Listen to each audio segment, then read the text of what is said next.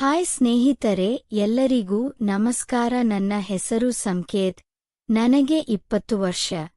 ನನ್ನ ತಂಗಿ ಸಾಕ್ಷಿಗೆ 17 ವರ್ಷ. ನಮ್ಮ ಮನೆಯ ಆಧಾರವಾಗಿದ್ದ ಅಪ್ಪ ನಮ್ಮ ಬಾಲ್ಯದಲ್ಲೇ ಅಗಲಿದರು.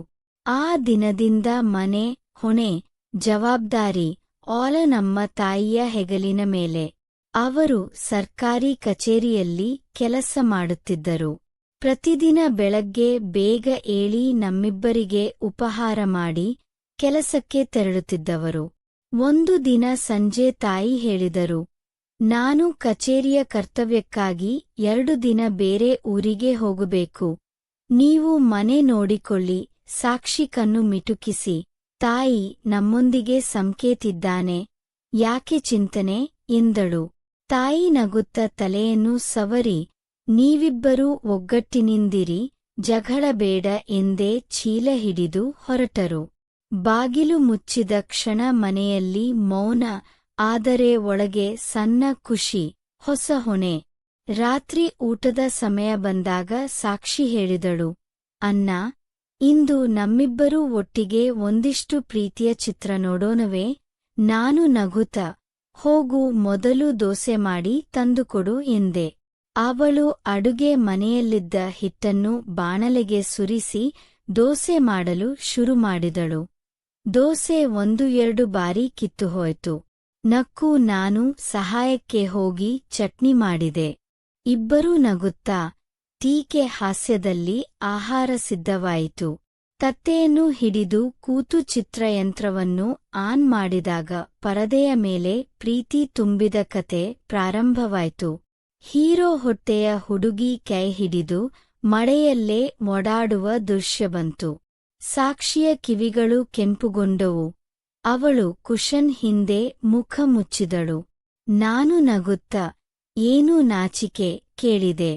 ಸಾಕ್ಷಿ ನಾಚಿಕೆಯಿಂದ, ಪ್ರೀತಿ ದೃಶ್ಯ ಬಂದಾಗ, ಅಯ್ಯೋ ಅಣ್ಣ ಎಂದಳು. ನಾನು ಅವಳಿಗೆ ನೋಡಿ ಹೇಳಿದೆ, ಚಿತ್ರದ ಪ್ರೀತಿ ಸುಂದರ ಕಾಣುತ್ತದೆ, ಆದರೆ ಬದುಕಿನ ಪ್ರೀತಿಗೆ ಜವಾಬ್ದಾರಿಯೂ ಬೇಕು. ಅವಳು ಕೇಳಿದಳು, ಹಾಗಾದರೆ ನಿನ್ನ ಜೀವನ ಸಂಗಾತಿ ಹೇಗಿರಬೇಕು ಎಂದುಕೊಳ್ಳುತ್ತೀಯಾ? ಕ್ಷಣ ಮೌನ. ನನ್ನ ಜೊತೆಯಲ್ಲಿ ಹರ್ಷ ದುಃಖ ಎಲ್ಲಕ್ಕೂ ನಿಂತುಕೊಳ್ಳುವವಳು ಸಾಕು ಎಂದೆ.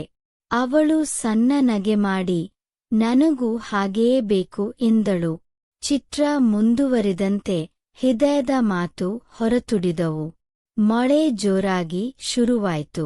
ಸಾಕ್ಷಿ ಕಿಟಕಿಯ ಬಳಿ ಹೋಗಿ ಹನಿ ನೋಡುತ್ತ ನಿಂತಳು.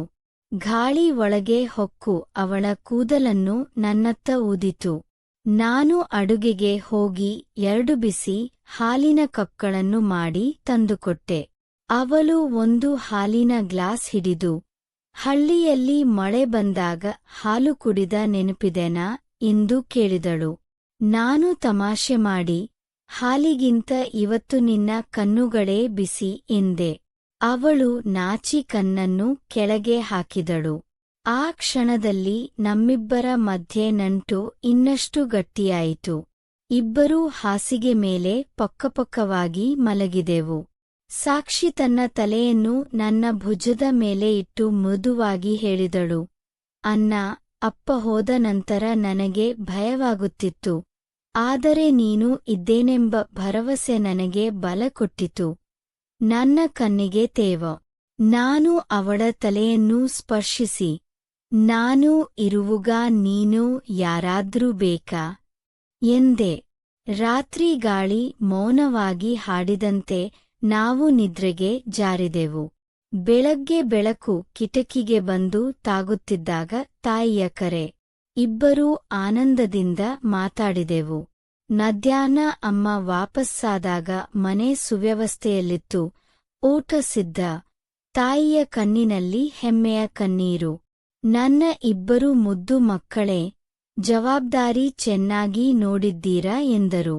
ಸಾಕ್ಷಿ ನನ್ನ ಕುತ್ತಿಗೆಗೆ ಕೈ ಹಾಕಿ ಹೆಮ್ಮೆಪಟ್ಟು, ಅಣ್ಣ ಸೂಪರ್ ಎಂದಳು.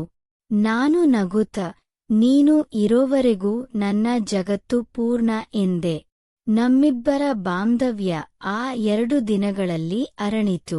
ಮನೆಯ ಮೌನದಲ್ಲಿ ಮಳೆಯ ಹನಿ, ಬಿಸಿ ಹಾಲು, ಹೃದಯದ ಮಾತು. ಇವುಗಳಲ್ಲೇ ನಿಜವಾದ ಪ್ರೀತಿ, ಆದರೆ ಅದು ಸಹೋದರ ಸಹೋದರಿಯ ಬಾಂಧವ್ಯ. ರೋಮ್ಯಾನ್ಸ್ ಅಲ್ಲ, ಆದರೆ ಹತ್ತಿರದ ಮಮತೆಯ ಕತೆ. ಕತೆ ಇಲ್ಲಿಗೆ ಮುಕ್ತಾಯ.